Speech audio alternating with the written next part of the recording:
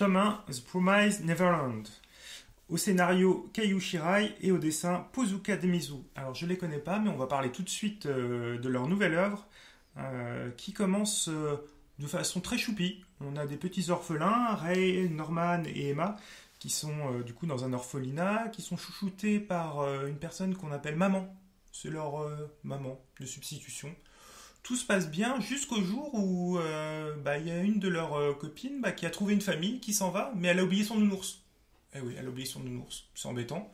Donc nos trois petits gamins veulent lui rapporter avant qu'elle parte, et là, malheureusement, l'envers du décor apparaît. Je crois qu'on retrouve leurs os, je vous en dis pas plus, mais au fond du coffre d'une voiture, ça va pas bien.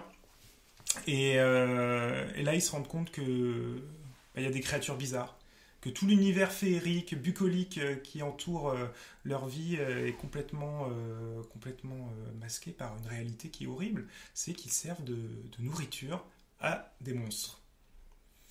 Et du coup, Pras, j'ai envie de te dire, qu'est-ce que tu en as pensé ? Eh ben, je trouve ça vachement cool. Quand j'ai commencé, je ne connaissais rien en fait. Je n'avais pas ton pitch que tu as dit. Je ne savais absolument pas parce que j'ai eu la chance de lire le manga en avance. Et je m'attendais à une histoire de shonen où ils avaient des pouvoirs, où ils allaient se battre ou un truc comme ça. Et c'est pas du tout le cas. Alors là, il y a peu de pouvoir là. Il n'y a pas de pouvoir, sauf qu'il y a un truc que t'as pas trop dit, c'est qu'ils sont super intelligents. C'est que c'est des surdoués. Tous les gamins là, ils sont hyper intelligents. Et c'est un orphelinat un peu que avec pas des gens bêtes. Bon, on dit pas pourquoi c'est important, mais c'est très important. Ouais, c'est très important, et même le mangaka a décidé que c'est le cœur de la solution. En fait, on est vraiment dans une sorte de prison break. Vraiment, c'est ce qu'ils veulent. Et l'extérieur fait vraiment peur. Ouais. Donc, on leur dit de ne pas s'en approcher d'ailleurs. Oui, mais la liberté, elle est par là aussi. Donc c'est un côté qui m'a surpris parce que je sais pas trop où il veut aller en fait. J'ai pas mal de... Je sais pas trop si le mangaka a la maîtrise du sujet, mais la chance qu'on a, c'est que c'est un manga qui cartonne. Ouais. Et j'ai eu des échos de gens qui étaient allés beaucoup plus loin que ce qui est sorti en France, qui m'ont dit c'est exceptionnel. Ce qui se passe après, c'est inattendu, ça donne envie de continuer. Et il se passe beaucoup de choses. Et effectivement, tu disais tout à l'heure que ils étaient tous surdoués. Non. Alors là, non, je te contredis, monsieur. Ils ne sont pas tous surdoués. T'en as quelques-uns qui, effectivement, puisqu'ils passent des examens. Voilà, ils passent des tests de QI tous les jours. Il y en a qui ont de très bonnes notes, et d'autres qui n'ont pas de très bonnes notes. Oui. En l'occurrence, nos héros, Emma, Norman et Ray, exactement, sont plutôt dans les 3 premiers de la classe. Et le fait aussi d'avoir des bonnes notes ou des mauvaises notes peut induire sur leur futur. Oui. Et j'aime beaucoup ce dessin aussi. Je sais plus le nom de la dame qui dessine, je crois que c'est une dame. C'est Pozuka Demizu. D'accord, donc cette personne, désolé, je fais mal comme dame mon boulot. La personne a un trait qui est ouf.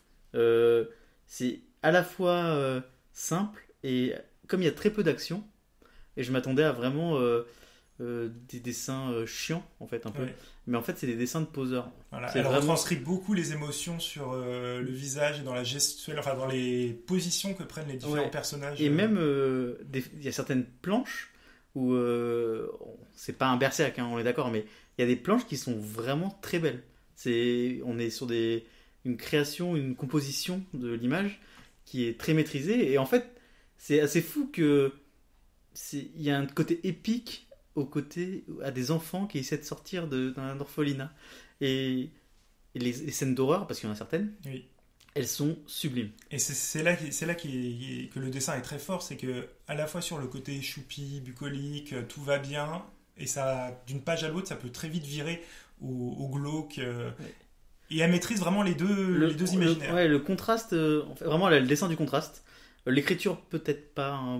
L'écriture est très simple. Ouais, c'est pas l'endroit où j'ai plus kiffé. En fait, j'ai peur, mais moi le dessin c'est ce qui m'a complètement pris dans ce tome 1. Est-ce que tu vas continuer toi ? Oui, je vais continuer parce qu'il y a des bonnes idées.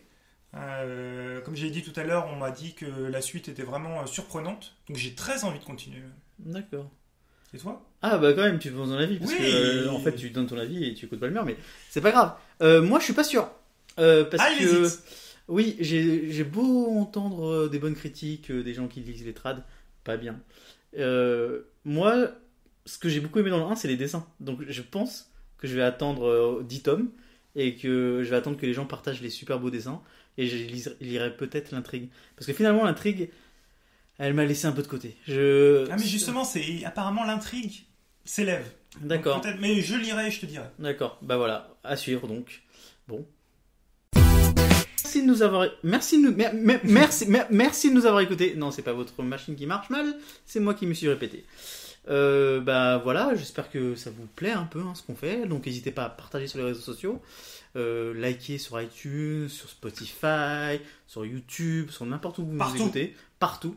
J'espère que vous allez même nous parler sur les réseaux sociaux. Faut pas hésiter, oui, sur Twitter, @Tomix. Voilà, et moi Praska sur Twitter. On vous répondra. On vous répondra. Si vous avez aimé Promise Neverland, c'est bien. Pour une fois, on est plutôt d'accord. Oui, on est d'accord. On est d'accord. Parce que moi, j'ai pas continué, et toi, oui. Oui. Mais c'est quelque chose qui m'a donné du bon moment. Et si vous aimez pas, on a envie de savoir pourquoi. Voilà. À très vite. À bientôt.